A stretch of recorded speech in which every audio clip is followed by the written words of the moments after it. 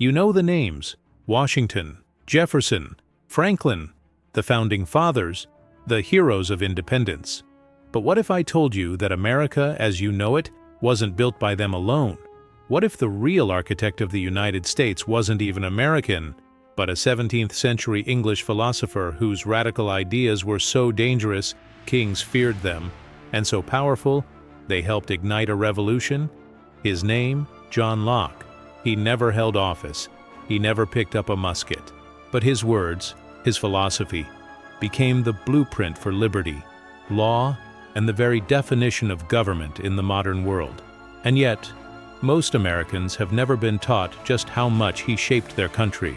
They don't realize how deeply his ideas live inside their Constitution, their rights, their freedom, or how much of what they call American values are actually Lockean values. In this video, we're going to uncover the shocking truth that John Locke created the United States as we know it, not with armies, not with speeches, but with ideas so powerful they still rule and divide this country today. Stay to the end, because once you see what he truly created, you'll never see America the same way again. In a world ruled by kings, where power flowed downward and obedience was expected, John Locke whispered something heretical and electrifying. He said, "Power belongs to the people, not to monarchs, not to the church, not to tradition, but to ordinary human beings, because they are born with natural rights, life, liberty, property." These weren't polite theories. They were philosophical bombs. Because if rights come from nature, not from rulers, then no ruler has the right to violate them. And if they do, the people have the right to rise up. This idea, that government exists only to protect rights, and that its power depends on the consent of the governed, was nothing short of revolutionary. It spread like wildfire across the Atlantic. And when a group of colonists in North America looked for a justification to break from the British crown, they didn't invent one. They opened John Locke's books.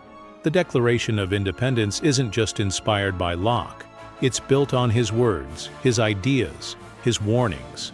So when we ask, where did America come from? We're not just asking about history. We're asking about Locke's radical vision of human freedom and how it became the soul of a nation. John Locke didn't believe in government first. He believed in the individual. To him, every person is born into the world already carrying something sacred, natural rights, not granted, not earned, not requested, just yours. These rights, life, liberty, and property, are not optional. They are the foundation of human dignity. They define who you are before you ever encounter a law, a government, or a ruler. And here's the revolutionary part. If any government threatens these rights, that government loses its legitimacy. Locke flipped the entire concept of power on its head. The purpose of government is not to rule you. It's to protect what you already possess. And if it doesn't, you have the right, even the duty, to resist. This was the fuel behind the American Revolution. Thomas Jefferson didn't invent the phrase life, liberty, and the pursuit of happiness. He rephrased Locke's original trinity because it was already fire in the minds of the people. Even today, when Americans speak of their rights, to speak, to vote, to be secure, they are living out Locke's vision, even if they don't know it. Natural rights are the soul of liberty, and Locke was the man who gave them to the modern world. Imagine a world with no rulers, no police, no courts, no laws. Locke called this the state of nature, a condition where every person is free, equal, and guided only by reason. Sounds like paradise, right? Not quite, because in that world, rights still exist, but there's no one to protect them. You may own something, but anyone stronger can take it. You may believe in justice, but if someone violates you, who enforces it? That's where Locke introduces the social contract. People come together not out of fear, but out of reason. They agree to create a government, one that exists only to protect their natural rights. And in return, they give up some freedoms, like personal revenge, for the security of law and structure. But here's what makes Locke's version radical. The government is not your master, it is your servant. Its only job is to protect the rights it was built to secure. Go beyond that, and it becomes illegitimate. This is why Locke's social contract differs from Hobbes or Rousseau. For Locke, government isn't a cage, it's a shield. And if that shield breaks, if government turns against the people, then the people have every right to tear it down and start again. That wasn't just theory in 1776. It was the moral foundation for American independence, and it still challenges us today. Are we living in a society built on trust? Or have we forgotten the very contract that gave birth to our freedom? Kings claimed divine right. Empires ruled by conquest. But John Locke asked the question no one dared. Who gave them permission? His answer? No one. And that's the problem. Locke's philosophy made something crystal clear. No government has legitimate power unless it comes from the consent of the people. Not because it's old, not because it's rich, not because it controls the military, but because the governed allow it to exist. This wasn't just a political theory. It was a revolution in the human mind. It meant that the citizen is not a subject. They are a partner in power, and if the government betrays that trust, it no longer deserves obedience. This is where democracy was born. Not just the vote, but the idea that power must be earned and can be revoked. When Jefferson wrote that governments derive their just powers from the consent of the governed, he wasn't inventing the idea. He was channeling Locke, word for word. And today, every time a citizen casts a vote, joins a protest, or questions a law, they are exercising that legacy. But Locke also warned, if people stop paying attention, if they give up their voice, then tyranny doesn't walk in, it's invited. Most political thinkers warned against rebellion. They saw it as chaos, a threat to order. But John Locke saw something deeper. When government becomes the enemy of the people have the right to fight back. This wasn't a call for anarchy. It was a defense of dignity. Locke believed that when rulers violate the social contract, when they trample rights, silence voices, or abuse power, they break the agreement that gives them authority. And once that agreement is broken, the people are no longer bound to obey. In fact, Locke went further. Revolution is not just a right, it is a responsibility. This was a terrifying idea for kings, but for the American colonists, it was a lifeline. They weren't just angry, they were justified. When the Declaration of Independence says, "It is the right of the people to alter or to abolish it," it is echoing Locke, almost word for word. He gave them, and us, the moral authority to resist corruption, oppression, and tyranny. Not with hate, not with vengeance, but with the conviction that freedom must be defended, even from your own government. Today, as citizens face surveillance, manipulation, and political distrust, Locke's warning is louder than ever. Obedience is not always virtue, and silence is not always peace. Power by nature grows. It stretches, it reaches, it tempts, and without clear boundaries, it consumes everything in its path. John Locke knew this. He understood that even the best governments, even the most noble leaders, could become dangerous if left unchecked. That's why he insisted, government must be limited. Not vaguely, not morally, but structurally. Locke argued that power should never rest in one place. It must be divided, watched, and controlled. He inspired a model of government where no single branch rules unchecked. Every action is accountable. Every law respects individual rights. This vision became the skeleton of the U.S. Constitution. The separation of powers, executive, legislative, judicial, was Locke's theory made real. He also insisted that governments should be transparent, temporary, and servant to the people, not master of them. And above all, the law applies to the rulers just as it does to the ruled. Today, debates over executive orders, emergency powers, and constitutional limits all echo Locke's timeless warning.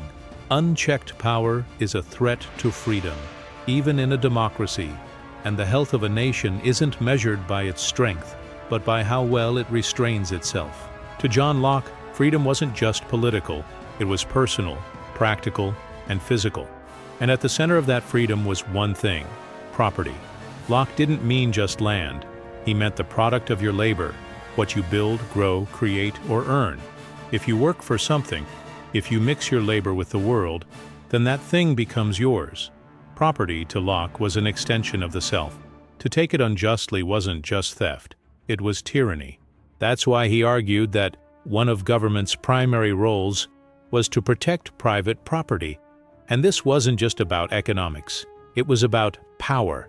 Because when people can own and control the fruits of their work, they become independent, less vulnerable to the state, the rich, or the powerful. This belief became the foundation of the American system. Free markets, capitalism, private ownership. The idea that prosperity isn't given, it's earned. But Locke also gave a warning. Extreme inequality created by force or fraud violates the spirit of freedom. He defended property, but not plutocracy.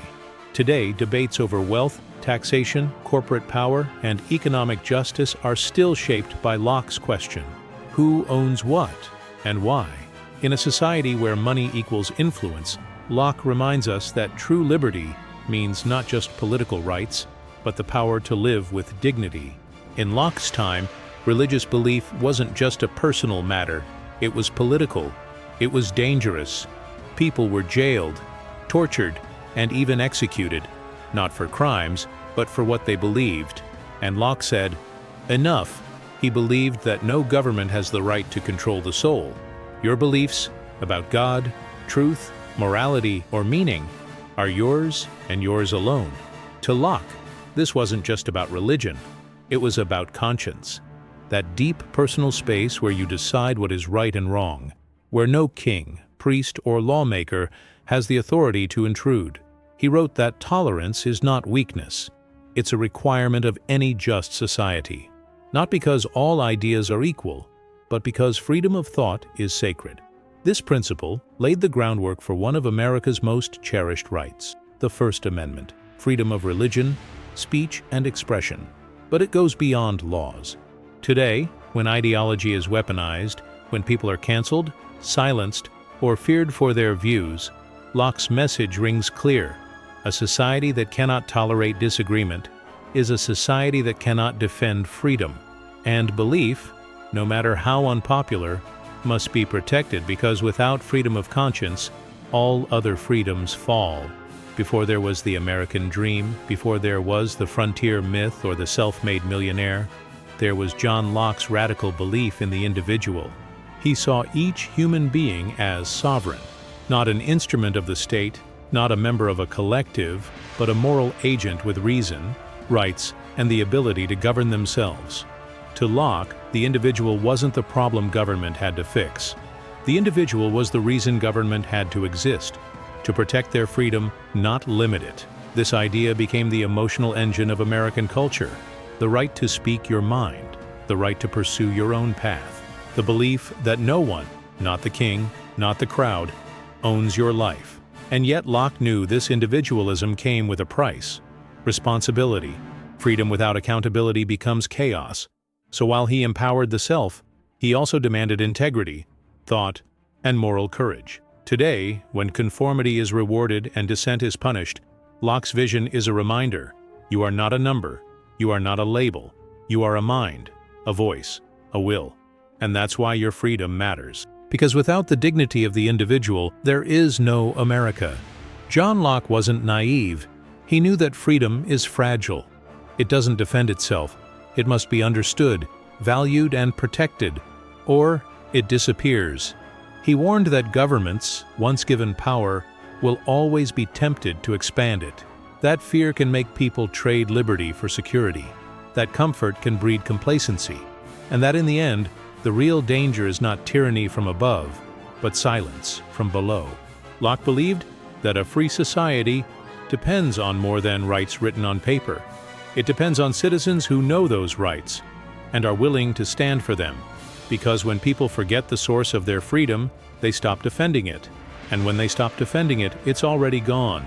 Look around today: erosion of civil liberties, polarization and propaganda, disillusionment with democracy itself.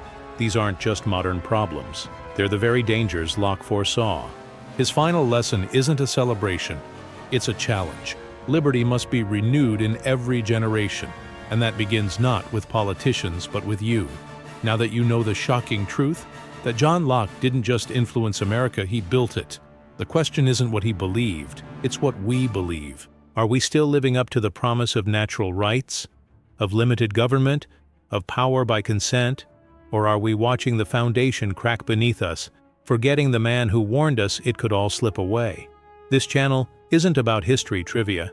It's about making the past personal so we can build a better future. If this message resonates with you, if you believe ideas can still change nations, then join this community. Subscribe for more videos connecting timeless philosophy to today's political struggles. Comment below. Do you think America has stayed true to Locke's vision? Or have we lost the thread? Like the video if it made you think differently. And remember, Locke didn't write for kings. He wrote for you. The United States didn't begin with war. It began with ideas, and they're still the only thing that can save it.